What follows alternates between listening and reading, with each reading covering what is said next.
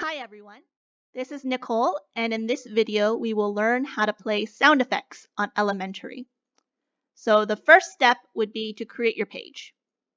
As you can see, I have a character and a nice background.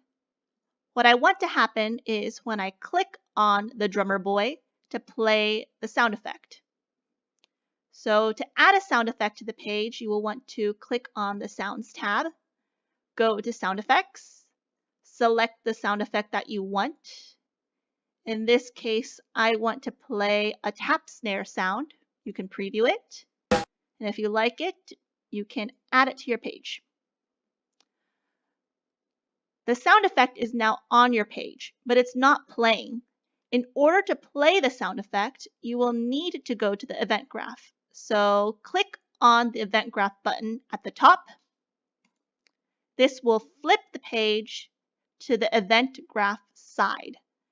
Now here is where you will code your interaction.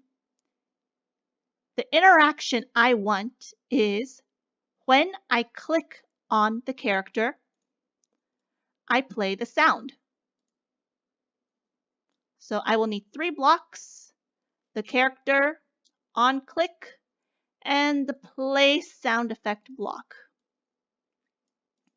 Now I'll need to connect these 3 blocks together. And what this code is telling us is when the object, the drummer boy, is clicked to play a sound effect. Now the sound effect right now, there's nothing selected. So you'll need to select something in order to have something play. So you double click and you will select the sound effect that you want to play. And that's it. Now you can preview it by clicking on Preview.